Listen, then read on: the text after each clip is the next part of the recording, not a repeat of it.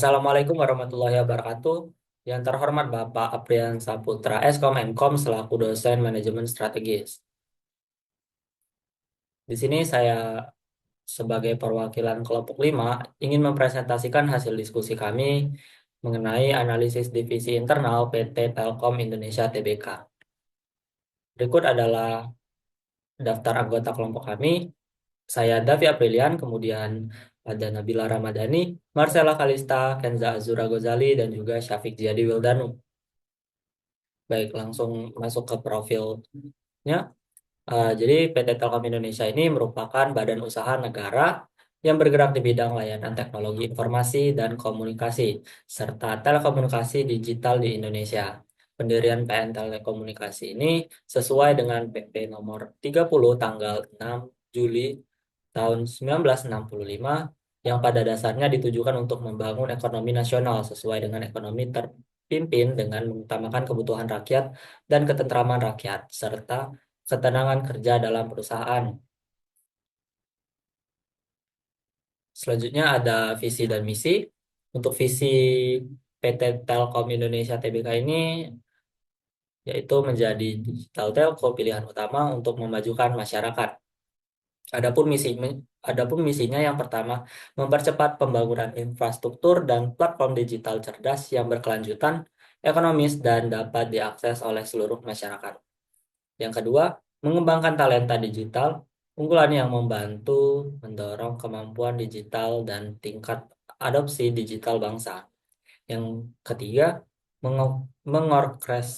mengorkestrasi sistem digital untuk memberikan pengalaman digital pelanggan terbaik.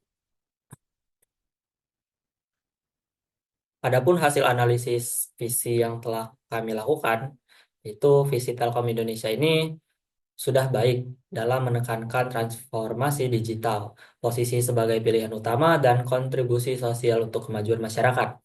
Namun, visi ini masih kurang spesifik, kurang terukur, dan kurang ambisius jika dibandingkan dengan visi sebelumnya yang lebih menonjolkan kepemimpinan digital di kawasan.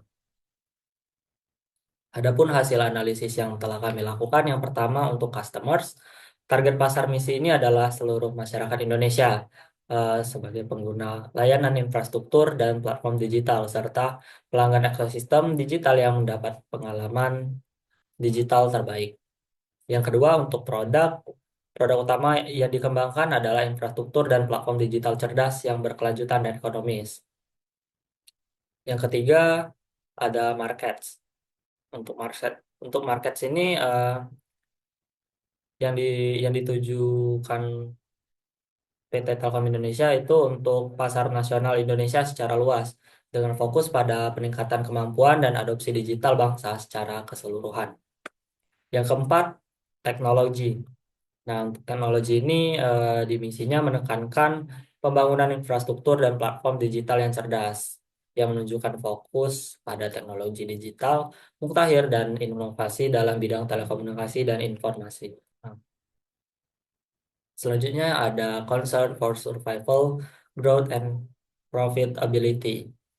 Nah, untuk yang kelima ini tidak secara eksplisit dinyatakan dalam misi.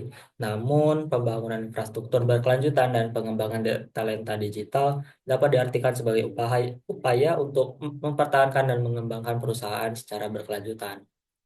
Yang keenam, untuk filosofi itu tidak dinyatakan secara eksplisit dalam misi tersebut. Begitu juga untuk nomor 7 yaitu self-concept. Untuk yang kedelapan, concern for public image. Nah, di misi ini menunjukkan kepedulian terhadap masyarakat luas dengan menyediakan layanan yang dapat diakses oleh seluruh masyarakat dan mendorong adopsi digital bangsa yang mencerminkan tanggung jawab sosial dan citra positif perusahaan.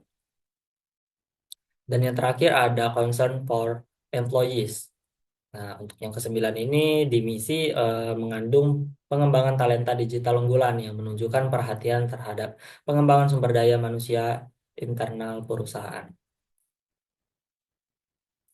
Selanjutnya, kami menganalisis perbandingan standarisasi SDM pada divisi IT.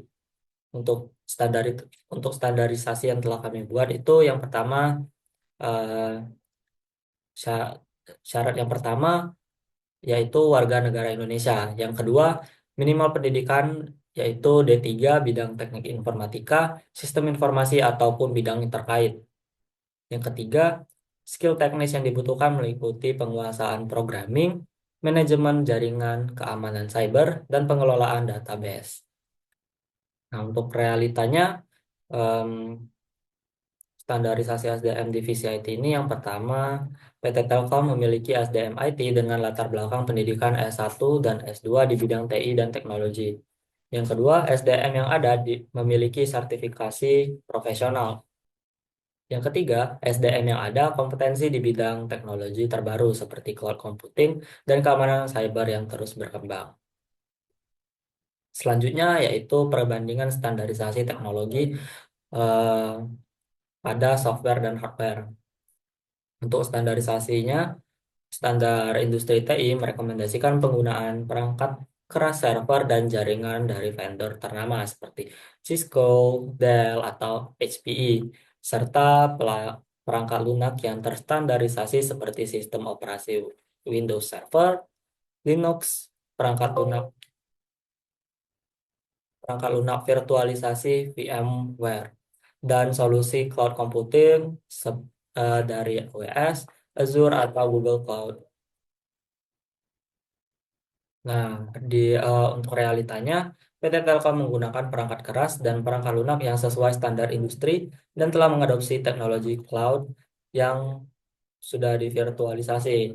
Namun, adaptasi teknologi baru dan integrasi sistem masih perlu ditingkatkan agar dapat lebih responsif terhadap kebutuhan bisnis digital. Oke, selanjutnya, kami membandingkan standarisasi proses bisnis, alur bisnis. Untuk standarisasinya, SOP ideal untuk divisi IT mencakup manajemen insiden TI, pengembangan aplikasi dengan metodologi Agile, manajemen perubahan, dan keamanan informasi yang sesuai dengan standar ISO atau IEC 27001. Proses bisnis harus mendukung kelancaran layanan TI dan respons cepat terhadap gangguan. Untuk realitanya, PT Telkom telah menerapkan SOP manajemen TI yang baik. Namun dalam praktiknya, masih ditemukan tantangan dalam koordinasi antar tim dan adaptasi proses Agile secara penuh. Selanjutnya, perbandingan standarisasi tingkat pendidikan dan spesifikasi SDM. Untuk standarisasinya, pendidikan minimal S1 di bidang TI dengan spesifikasi keahlian sesuai pada bidangnya, yaitu networking, programming, ataupun cyber security. Untuk realitanya, mayoritas SDM IT PT Telkom memenuhi kualifikasi dengan pendidikan minimal S1 dengan beberapa memiliki pendidikan S2 dan sertifikasi profesional. Namun, ada kebutuhan peningkatan pelatihan berkelanjutan untuk teknologi terkini. Selanjutnya, analisis gap. Untuk aspek yang pertama ada SDM. Standar idealnya pendidikan S1 dan sertifikasi profesional lengkap. Untuk kondisi aktualnya, pendidikan S1 atau lebih, sertifikasi sebagian lengkap. Gap estimasinya ada di 30%. Aspek yang kedua, teknologi. Untuk standar idealnya, perangkat keras dan lunak terbaru ISO dengan ISO 27001. Pada kondisi aktualnya, perangkat standar, adaptasi teknologi baru lambat. Dengan gap estimasinya yaitu 25%. Yang ketiga, aspek proses bisnis. Nah, yang standar idealnya itu SOP lengkap dan agile-nya penuh. Untuk kondisi aktualnya itu SOP-nya ada, namun agile-nya belum optimal. Untuk gap estimasinya itu ada di angka 30%. Untuk aspek terakhir yaitu pendidikan. Dengan standar idealnya pendidikan S1 minimal dan pelatihan berkelanjutan. Di kondisi aktualnya pendidikan S1 dan pelatihannya masih terbatas. Untuk gap estimasinya ada di angka 25%. Nah, setelah melihat standar ideal dan kondisi aktual tadi, kami telah membuat strategi untuk menutup gap tersebut. Yang pertama, dengan melakukan program pelatihan dan sertifikasi berkelanjutan untuk SDM IT, khususnya di bidang cloud computing dan keamanan cyber. Yang kedua, mengadopsi teknologi terbaru dengan upgrade perangkat keras dan perangkat lunak secara berkala. Yang, yang ketiga, meningkatkan implementasi metodologi Agile dan manajemen perubahan dalam proses bisnis IT. Dan yang terakhir, rekrutmen SDM dengan spesialisasi teknologi baru untuk memperkuat tim. Kesimpulannya, SDM dan teknologi di divisi IT, PT Telkom sebenarnya sudah cukup mendukung visi perusahaan untuk jadi digital telco terdepan. Namun, masih ada beberapa kekurangan, yaitu dalam hal penguasaan teknologi terbaru dan optimalisasi proses kerja. Supaya supaya visi itu bisa tercapai, PT Telkom perlu mempercepat pengembangan kemampuan SDM, melakukan upgrade teknologi, dan memperbaiki proses kerja agar lebih lincah dan cepat menyesuaikan diri dengan perubahan di pasar digital ini.